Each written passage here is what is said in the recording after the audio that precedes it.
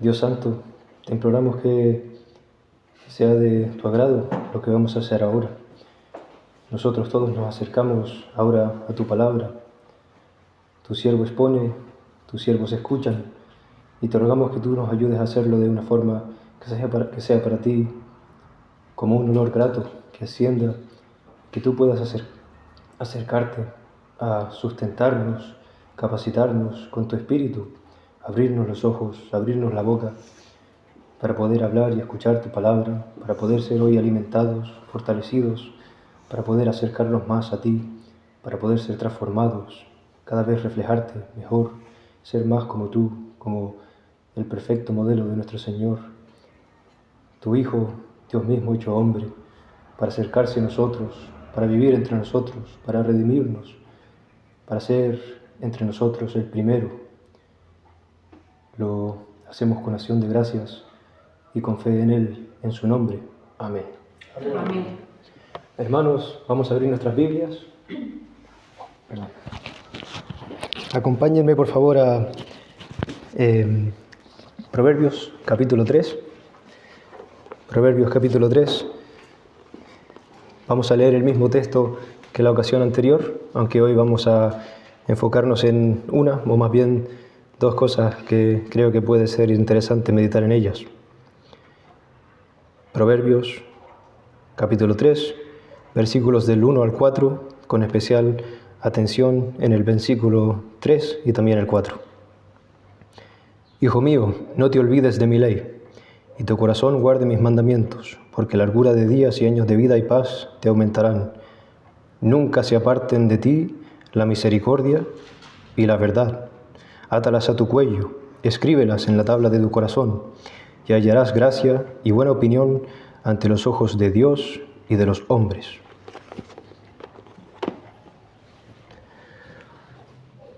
Vamos a enfocarnos sobre todo hoy en la parte del texto que dice: nunca se aparten de ti la misericordia y la verdad. Esta pareja, la misericordia y la verdad, la solemos ver bastantes veces en la palabra de Dios juntas. Son características que le pertenecen a Él, características de su carácter. Desde la eternidad conviven en Él en perfecta armonía, como en matrimonio, inseparables. Durante un tiempo pudieron verse de esta manera en la creación, en el jardín del Edén, en cómo Dios se relacionaba con todo ello y con Adán. Su misericordia era completamente verdadera y su verdad totalmente misericordiosa. Pero tras la caída, algo parece que cambió, como si la misericordia y la verdad se hubieran divorciado, como si ahora hubieran entrado en conflicto. Dios le preguntó a Abraham: ¿dónde estás? Fue a buscarlo, mostrando compasión perfectamente por su justicia. Podría haber ido tras él con ira y haberlo matado en ese momento. Y ciertamente, como Dios dijo, Adán murió, porque este es el pago por el pecado. Esta es la verdad de Dios, su ley, es parte de quien Él es. Sin embargo, Adán vivió muchos años. Aquí Dios muestra su paciencia, su misericordia. Adán tuvo vergüenza, otra vez juicio por el pecado, por su desnudez. Pasó frío, estaba susceptible a daños que antes no. Y Dios, con su misericordia, lo cubrió, lo vistió, lo cuidó, le proveyó. Sin embargo, esto requirió un sacrificio. Hubo que matar a un animal y derramar sangre inocente. Aquí vemos un para adelante y para atrás entre la misericordia y la verdad, que antes estaban perfectamente unidas, y ahora parece que en el mundo hay... Dios le dio a Abraham una promesa, que de su descendencia vendría un Salvador. Sin embargo, este Salvador sería herido por la serpiente. Pero nuestro Señor ha aplastado la cabeza de la serpiente. Vamos a definir estos dos conceptos, estas dos características. La misericordia es parte de la voluntad de Dios, es voluntario. no tiene Dios obligación alguna de hacer misericordia, aunque Dios es un Dios de misericordia. Y la misericordia no es tanto pena, sino un amor inconmovible. Se suele definir como lealtad y amor de pacto. La verdad, por el otro lado, no es tanto un mero hecho, un dato, sino que Dios es la verdad. En este sentido se comunica firmeza, estabilidad y está muy relacionado con la lealtad, fidelidad de Dios y se manifiesta en sus relaciones. Para ver estas dos características de Dios juntas, podemos mirar algunos ejemplos. Quisiera que me acompañen a 1 de Samuel, capítulo 20, versículo 8. 1 de Samuel, capítulo 20, versículo 8. Vamos a ver estos atributos de Dios, estas características, reflejadas en su siervo David.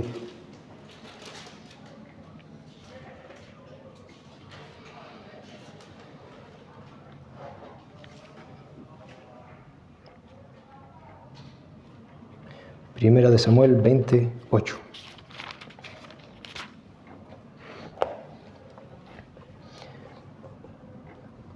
Le dijo Jonatán a David: harás pues misericordia con tu siervo, ya que has hecho entrar a tu siervo en pacto de Jehová contigo. Y si hay maldad en mí, mátame tú, pues no hay necesidad de llevarme hasta tu padre. Luego, en el versículo 14, leemos: y si yo viviere, harás conmigo misericordia de Jehová para que no muera. Y no apartarás tu misericordia de mi casa para siempre, cuando Jehová haya cortado uno por uno los enemigos de David de la tierra. No dejes que el nombre de Jonatán sea quitado de la casa de David. Este es el encuentro entre Jonatán y David en el bosque, o cuando estaba David siendo perseguido por Saúl. Y aquí hicieron aquel pacto en el que acordaron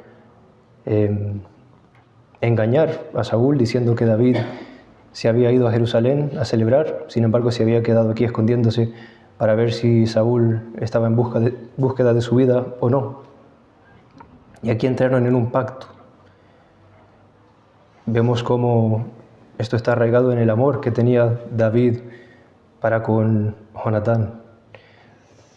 Y vemos que fue fiel, y este era un amor inconmovible, porque luego cumplió su promesa. Segunda de Samuel, capítulo 9, versículo 1. Después de haber muerto Jonatán, podríamos haber visto cómo él lo endechó, pero aquí se ve claramente cómo él cumplió su promesa. Segunda de Samuel, capítulo 9, versículo 1. Después de haber muerto Jonatán, dijo David: ¿ha quedado alguno de la casa de Saúl a quien haga yo misericordia por amor de Jonatán? Y vemos en el versículo 7. Y le dijo David a Mefiboset: no tengas temor, porque yo a la verdad haré contigo misericordia por amor de Jonatán tu padre, y te devolveré todas las tierras de Saúl tu padre, y tú comerás siempre a mi mesa. Creo que en este relato, en esta conducta que tuvo David, podemos ver reflejado en él esta característica de Dios, de la misericordia, pero también de la verdad. Pero también les animo a recordar cómo en nuestro pasado hemos experimentado en primera persona estos hechos, estas perfecciones del carácter de Dios, en su providencia, su sustento, sus cuidados diarios con nosotros, en los alimentos y el descanso, el trabajo que tenemos, todo por lo que a Él le damos gracias.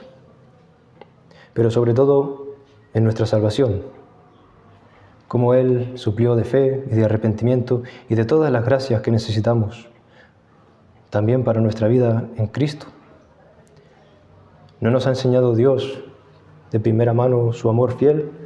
Recordemos cómo Él nos sacó de la tierra de Egipto, de la esclavitud del pecado, nos mostró la verdad y nos mostró su misericordia. Esto es lo que debemos mantener como señal y en nuestras bocas y escribirlo en las tablas de nuestros corazones. En nuestro texto se nos exhorta a no dejar que se aparten nunca. En otras traducciones también se dice, no dejes que te abandonen. El pastor Jeff Pollard usó la expresión, lo dijo en inglés, en español se traduce algo así como, es casi como estas características tan excelentes de Dios, siendo nosotros criaturas corruptas, no quisieran vivir aquí.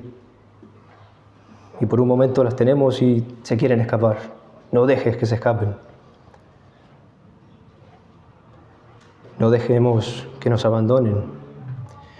Vamos a considerar esta palabra, abandono. En Isaías, vamos a ver algunos versículos, no hace falta que lo miremos, pero se usa mucho esta palabra, dejar, abandonar, apartarse. Se nos comunica que tenemos que vivir en ellas, continuamente, para siempre, cerca, vivir con ellas, porque esto es la sabiduría. Para entender mejor esta palabra del abandono, Isaías 54, 6 y 7 dicen, porque como a mujer abandonada y triste de espíritu te llamó Jehová, y como a la esposa de la juventud que es repudiada, dijo el Dios tuyo, por un breve momento te abandoné, pero te recogeré con grandes misericordias. Aquí la vemos, abandonada, abandoné, repudiada, y aún el Señor usando estas palabras muestra que Él no abandona a su pueblo, pero te recogeré con grandes misericordias. Esta palabra también se aplica a nosotros en el sentido de dejar a Dios o dejar al pecado.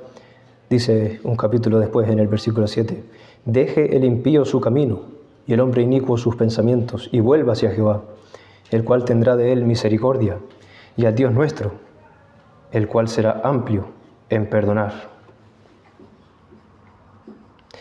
Entonces es natural en nosotros el dejar estas virtudes, el dejar estas manifestaciones del carácter de Dios, porque en primer lugar no son naturales en nosotros, porque en este mundo de por sí es difícil hallar una, y es que encima parece haber un conflicto entre las dos, entre la verdad y la misericordia, por lo que a veces parece imposible mantenerlas juntas. No sé si alguna vez les ha pasado, hablando con los incrédulos, que le han hecho alguna pregunta, no sé si por curiosidad o para probar cuán serios estamos acerca de nuestra fe, hasta dónde estamos dispuestos a ir, que nos preguntan algo así como, tú dices que Dios te manda a no mentir. ¿Hasta qué punto llega esto? Si tu familia estuviera bajo una amenaza que requiriese que tú mintieses para que ellos estuviesen libres, si estuviesen en un peligro que te requieren mentir, mentirías, ¿no? Por amor a ellos, eso también es un mandamiento de Dios, por misericordia. ¿O es la verdad de Dios imposible de quebrantar? Esta pregunta, no sé por qué la hacen ellos, pero para nosotros creo que es interesante considerarla. Y de hecho, desde los primeros días de la Iglesia, durante miles de años ha existido un debate y no nos ponemos de acuerdo. Porque por un lado se dice, hay que tener en cuenta la prioridad de los deberes que tenemos. Primero está la familia. Además, no tenemos que cumplir el mandamiento de no decir falso testimonio a personas que no merecen siquiera oír un buen testimonio. Se dice también que mentir para cumplir con esto es saltarse por encima de la ley de Dios, de tal manera que se está, en cierta manera, practicando un ateísmo práctico. Se está negando que Dios pueda, con su poder, solucionar las cosas. No se está teniendo suficiente fe. Pero también se puede decir, pero esto es legalismo. Estamos en un mundo caído y no podemos permitirnos esto. Este es un debate milenario. Y antes mencioné algo acerca de David y Jonatán, que resolvieron hacer un engaño. También Rahab, cuando escondió a los espías, ahí ocultó algo. Y se nota aquí en estas cosas que hicieron ellos como si estuvieran tentando un poco el mandamiento de no dar falsos testimonios.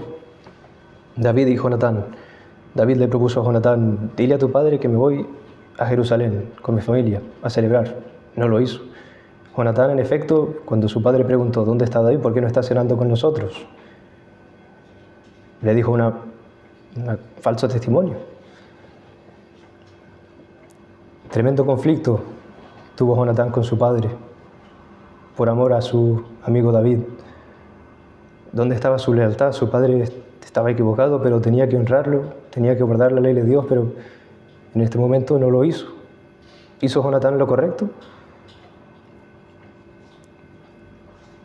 Se puede debatir, determinar qué es lo que hay que hacer en estas situaciones, pero una cosa queda claro: esto no es satisfactorio, esto no es limpio, algo aquí falla. No es perfecto, no es glorioso como debe de ser, no es ideal, es un compromiso, fruto de un mundo caído en el que hay conflicto entre la misericordia y la verdad. Y creo que podemos mirar un ejemplo mejor, miremos a Cristo. En Getsemaní, Cristo sufrió en su persona este conflicto. ¿Qué injusticia sufrió? ¿Bajo qué presión estuvo Él entre la misericordia y la verdad por amor a nosotros, para glorificar a su Padre? Cuando fue acusado injustamente, con testigos falsos, hombres sin misericordia preguntándose qué es la verdad cuando la tenían delante. Por amor a nosotros, por misericordia, por fidelidad al pacto, por amor a su Padre, a su ley, a la verdad, a su nombre.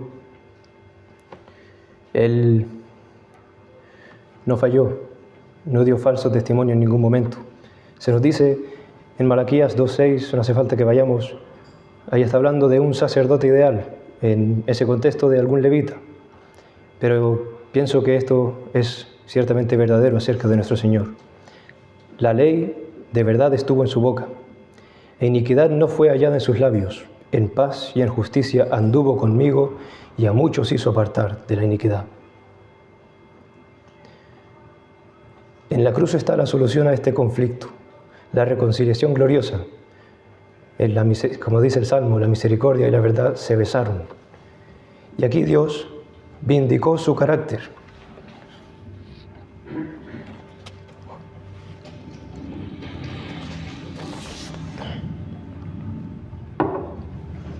Aquel conflicto de mentir, dar falso testimonio, encubrir, esto es algo que Cristo no hizo. Esto es algo que no es parte de quien Él es. Él tiene un poder para ir más allá, para sufrir en sí mismo. Se nos dice en Romanos 3, 25 y 26, a quien Dios puso como propiciación por medio de la fe en su sangre, para manifestar su justicia, a causa de haber pasado por alto, en su paciencia, los pecados pasados, con la mira de manifestar en este tiempo su justicia, a fin de que Él sea el justo y el que justifica al que es de la fe en Jesús. A causa de haber pasado por alto, en su paciencia, los pecados pasados. Aquello que hizo David, aquello que hizo Rahab, aquello que hacemos nosotros. Cristo lo sufrió en su persona, de una forma completamente armoniosa y satisfactoria para la verdad de Dios, y con misericordia que no hay igual en la tierra, porque fluye de Él. Aquí en la tierra los hombres no somos así. Nuestros corazones son estrechos, pequeños, somos egoístas. No tenemos siquiera para nosotros mismos gracia. Sin embargo, nuestro Señor se desborda. Estas perfecciones no solo son manifiestas en Él, sino que emanan de Él. Vemos en el versículo 4 de nuestro texto que la recompensa es gracia y buena opinión ante Dios y los hombres. ¿Y cómo vemos esto en Cristo? Cristo ante Dios halló gracia y buena opinión. Pues Dios lo resucitó y lo sentó a su diestra en poder, lo elevó a la máxima altura que se puede elevar un hombre, al lado de Dios. Y Cristo es Dios, y lo vindicó, y le prometió poner a sus enemigos por estrado de sus pies, y que toda rodilla se doble delante de él. Se puede decir, oh, bueno, pero Cristo no tuvo gracia y buena opinión ante los ojos de los hombres porque lo entregaron y lo mataron, pero resucitó. Y muchos de aquellos que lo entregaron, que gritaron, crucifícalo, no se arrepintieron por lo que hizo, no recibieron fe y arrepentimiento gracias a él. Esta es la victoria de la cruz. Y esto es Cristo mostrando su superioridad, su gloria, que permita al hombre otra vez reinar. Cristo, el postrer Adán, y nosotros con él por el Espíritu. Y junto a él somos transformados, y junto a él reflejamos su gloria. Este es Cristo ante los hombres, cómo recibe buena opinión y gracia. ¿Qué nombre hay más alto que el de él que merezca mayor honra, al que pertenezca mayor gloria? Ciertamente hoy no vemos esto a la perfección, pero se verá indudablemente cuando Dios ponga todo en su sitio. Los endurecidos se tuvieron que engañar a sí mismos, tuvieron que engañar al resto porque no podían encontrar nada con que legítimamente acusarlo. ¿Cómo reaccionó aquel soldado romano después de que fuera consumada la obra? Verdaderamente este es el Hijo de Dios. A lo largo de la historia, y no tenemos que mirar lejos, nosotros mismos. Mirad qué gracia y buena opinión halló Cristo ante los ojos de Dios y de los hombres. Y en cuanto a nosotros, se nos dice en Efesios 5, 1 y 2, sed pues imitadores de Dios como hijos amados, y andad en amor, como también Cristo nos amó, y se entregó a sí mismo por nosotros, ofrenda y sacrificio a Dios en olor fragante. Nosotros, por unión a Él, también podemos conseguir de Él esto que en el mundo se ha convertido en algo innatural. Podemos manifestar y recibir de Él la capacidad de ser misericordiosos. Recibimos de Él la verdad. Él, como nuestro profeta, nos la revela con su espíritu, con su palabra, y nos permite caminar en la verdad. Y nos enseña misericordia y a ser misericordiosos, y nos manda a caminar en verdad y en misericordia. Y esta, en Él, es nuestra sabiduría.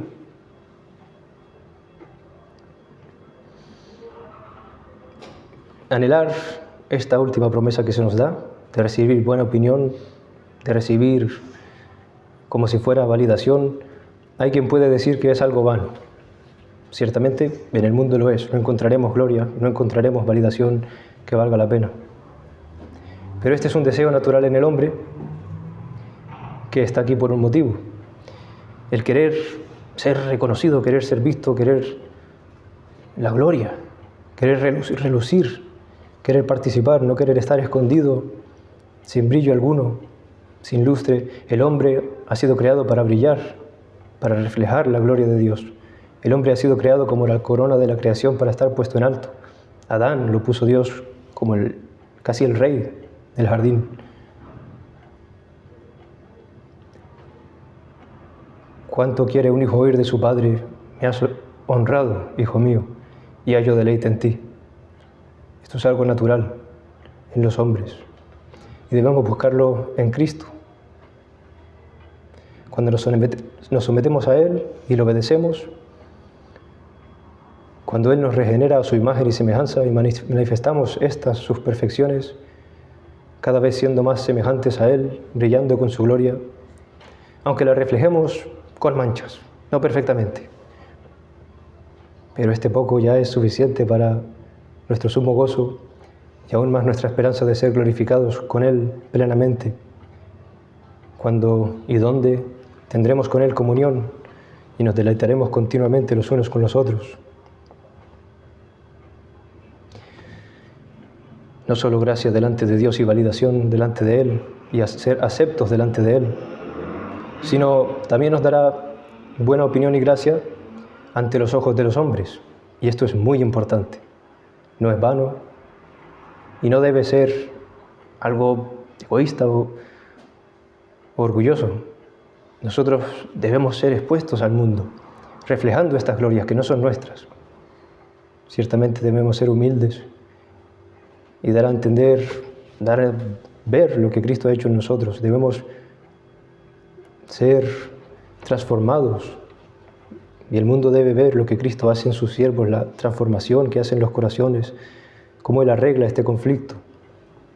Y qué cosa tan extraña es.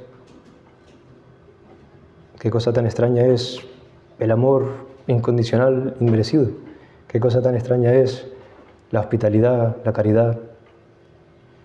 Ciertamente el hombre tiene algo de gracia común y se puede apreciar, cuanto más los cristianos, llamados a ser luz, llamados a ser sal, testimonios de Cristo, baluartes de la verdad. También debemos ser firmes y fieles en esto, asegurarnos de hacerlos por el motivo correcto, todo sometido a nuestro Dios, comprometidos con las almas, por amor a ellos, como Cristo tuvo amor por nosotros, por amor a Dios, para glorificarlo a Él, como lo hizo Cristo, a su Padre. Bueno, de todo esto creo que podemos sacar algunas aplicaciones.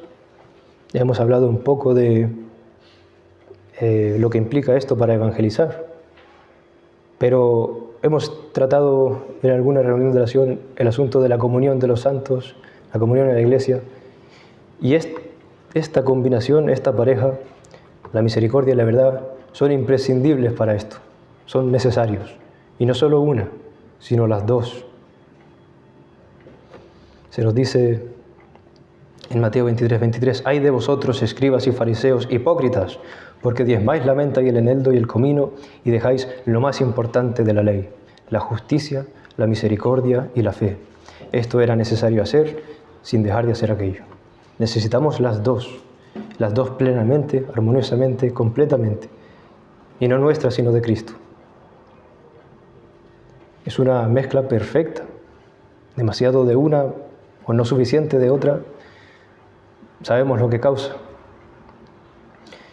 Qué fácil es llevarnos bien cuando no nos conocemos tan bien, en la ignorancia, en la distancia, cuando no hay roce, en la poca frecuencia.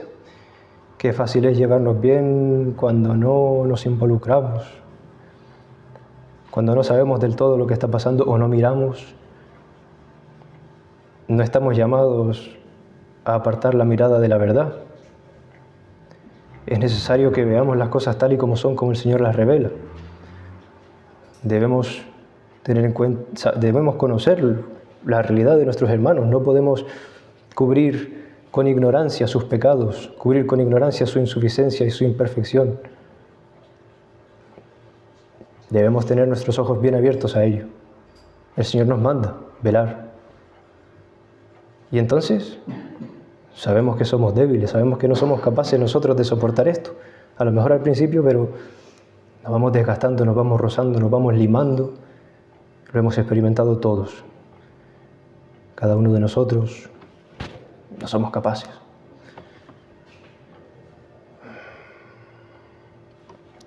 Hay un proverbio que dice algo así como que el odio despierta rencillas, pero el amor cubre todas las faltas. Lo vemos perfectamente en Cristo. Necesitamos el amor de Cristo, la misericordia, este amor inconmovible. Nosotros no tenemos esto, tenemos que pedírselo a Cristo. Entenderlo, cómo hemos visto a mi hermano. Cristo está presente en mi hermano. Tiene ahí su espíritu. Cristo ha muerto por él. ¿Cómo no voy a amarlo yo? Y entonces pedirle a Cristo, Señor, ayúdame. Y no mortificar al hermano, eso es inútil. Mortificarnos a nosotros mismos y sufrir, porque mejor es para nosotros sufrirlo todo. Y el amor puede, el amor poderoso de Cristo puede, nosotros no. Mejor es para nosotros ejercitar la paciencia. Mejor es para nosotros ser longánimos. Mejor es para nosotros aguantar todo el peso. Pero no podemos sin la misericordia, tampoco sin la verdad. Necesitamos primeramente esta comunión con Dios, con Cristo, ¿No es mejor para nosotros sufrir? Sí. Vivir la verdad, vivir en la incomodidad. Tu hermano es un pecador, es un inconsiderado, egoísta. Ha llevado haciéndolo mucho tiempo y parece que no mejora. Tú debes sufrirlo por misericordia a él, sin ignorar la verdad. Esta combinación no solo nos permite pasar por esto, sino va más allá. Necesitamos esto para pastorear las almas de los unos y los otros. No tenemos ahora pastor. Entonces, no nos queda otra. Quizás si tuviéramos, podríamos, pero no nos queda otra. Esto es crucial para nosotros ahora. Necesitamos la claridad que nos da la verdad acerca de nuestro pecado, acerca del pecado de nuestros hermanos. Necesitamos la verdad de Cristo y del Evangelio. Y cuánta misericordia necesitamos. Ser precisos, súrgicos, pero no fríos, sino con amor. Necesitamos ser fieles también en cuanto a la verdad, firmes. No hay cabida para la división, porque un hermano no esté pecando, porque un hermano esté predicando algo que no es completamente la verdad. Cuando pasa esto, existe una tendencia a retirarse, a apartarse, a irse o a reaccionar sin misericordia. Pero es necesario que al hermano le digan algo. Si alguno de los que aquí predicamos un día nos desviamos, necesitamos que ustedes lo vean, lo escudriñen y nos lo digan. Y por mucho que nos gustaría decir, nosotros podemos con todo, díganoslo sin escrúpulo, no puede ser así, no puede ser de la manera que pensemos, tiene que ser de la manera de Cristo, con su poder, y esto es con misericordia y verdad. Hay proverbios que dicen, la misericordia y la verdad quitan el pecado, sustentan al rey, y su reinado está fundado en la clemencia. Así reina Cristo, así obra Cristo, así funciona su Evangelio.